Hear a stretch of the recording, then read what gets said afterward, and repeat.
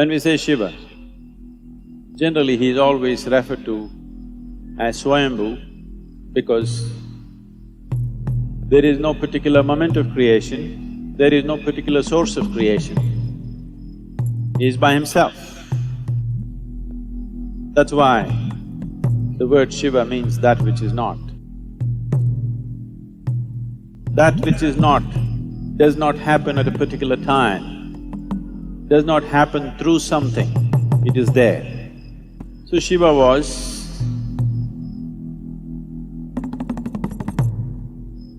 the creator.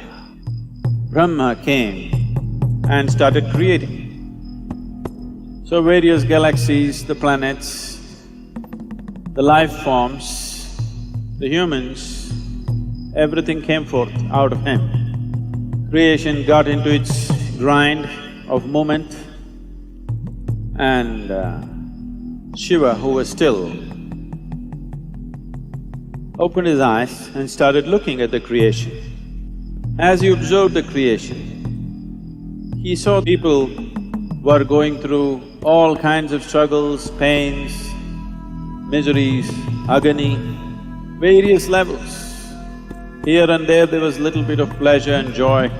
So when he saw this, he did not like the creation. He looked around, then he saw Brahma was so absolutely proud of his creation, he was looking at his creation with great pride and joy. Then he found two eyes were not enough, so he popped one more head to look at this side, he didn't want to miss anything. Then he popped one more and one more.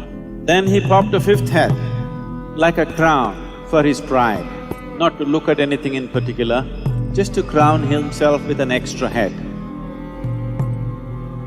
When Shiva saw that this Brahma is so gloating about such a miserable creation, he got mad. He attacked Brahma and plucked his fifth head out. Now he has only four, you know. Brahma screamed in pain and said, "Why are you doing this to me?"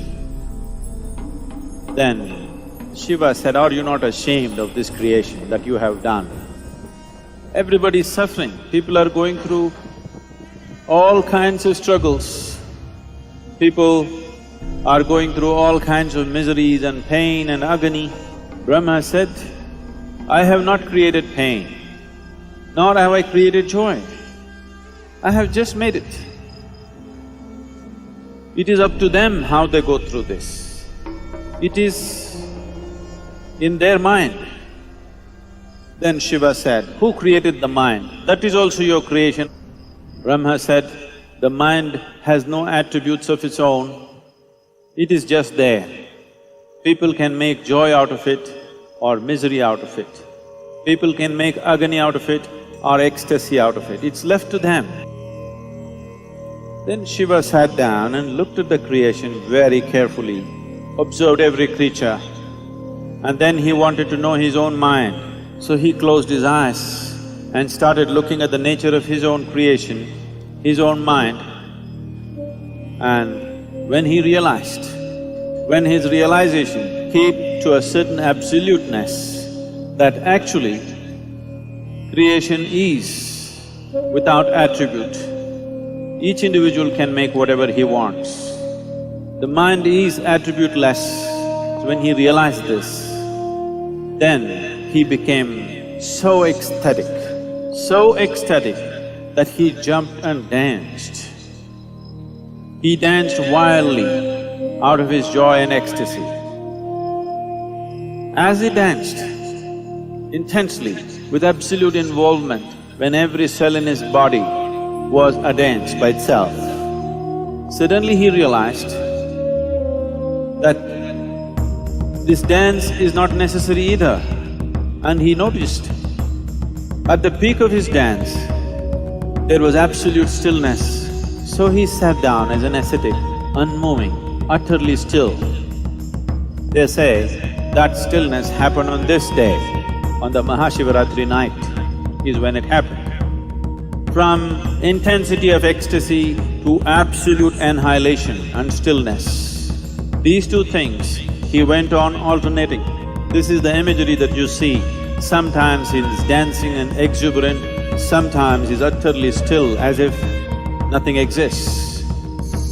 When we say Shiva is the destroyer, it is not about destroying the world, it's about destroying your world.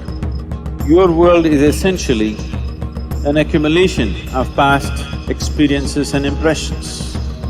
Past is seeping into the present only through your thought process. And it is projecting itself into the future through your desiring process. What you know as your desire is essentially an exaggerated version of the past. So the destruction of the past is the essential nature, because if you want to know the grandeur of the creation, that is possible only through the presently existing moment that is here right now. This is the only doorway. In utter stillness, there is no past. In absolute movement, there is no past. These are the two fundamental passages that Shiva found to give access to that which is creation and the source of creation.